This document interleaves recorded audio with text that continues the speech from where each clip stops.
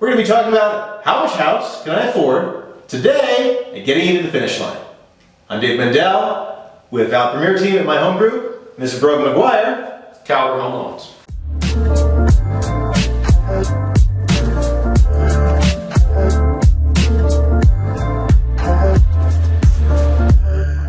It's a really common question that we get, how much house can I afford? And there are, of course, a lot of variables to be able to answer that question.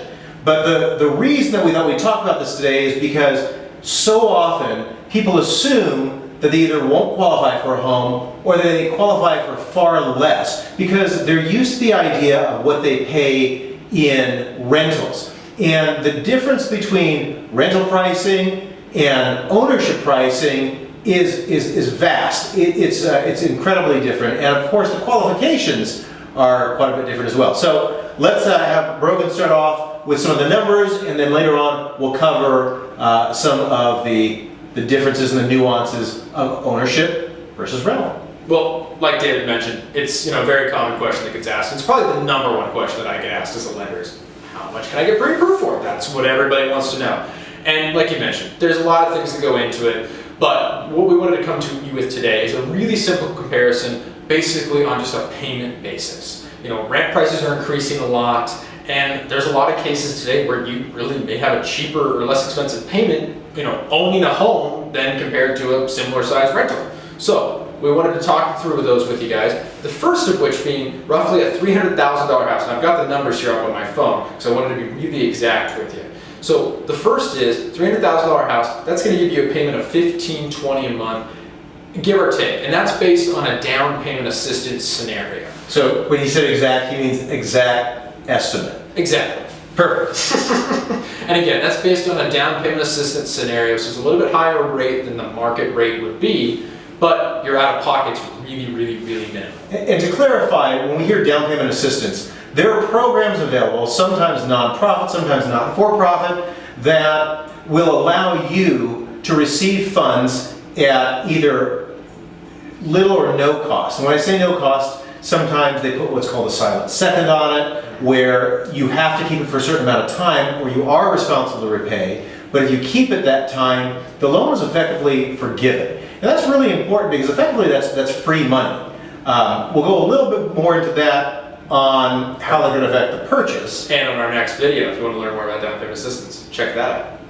Yeah, that too. All right, so back to you. What if someone says, I want to buy a little more home? Well, let's face it, $1,500 a month right now in general Phoenix area, that's really, really cheap rent. Most people are paying more than that. So say you have about $2,000 a month, that you've allocated towards your housing budget.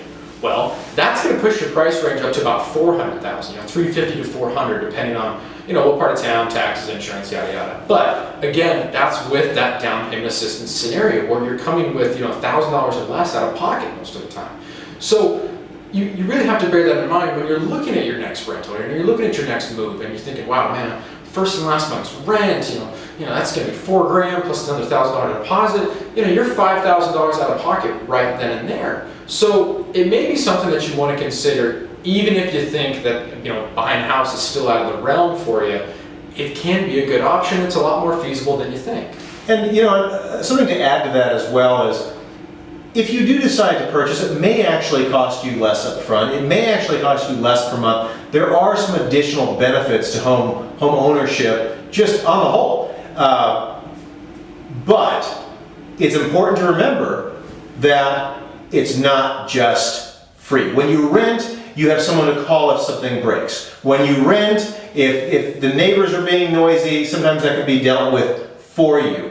There are resources. In fact, for tenants have a lot of resources that homeowners just simply do not. So remember that when you buy a home, there are some things that you're going to have to deal with that if you've never been a homeowner, you've not had to deal with yet. So just remember, save extra money, put some money in the bank. You're going to have repairs, you're going to have maintenance, and those aren't bad things. There are tax benefits to home ownership which will help compensate for some of those additional expenses.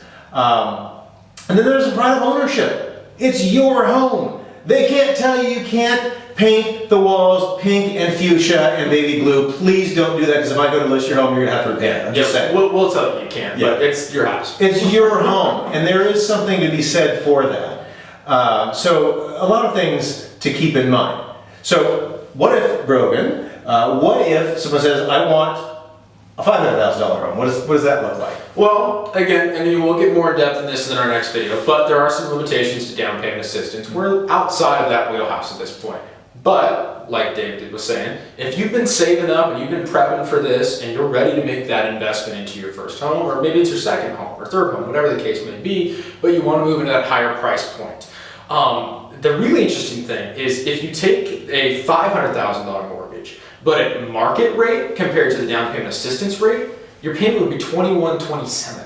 So you're only looking at about $100 more a month compared to a house that's $100K less. But because of the interest rate, the payment difference is so minimal. And that's the biggest point that I try and explain to people these days is even if, with prices being, higher than they've ever been, with rates being lower than they've ever been, at the end of the day, your expenses are very, very, very similar.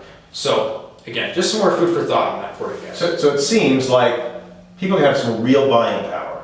Absolutely. Using some of these programs. Absolutely.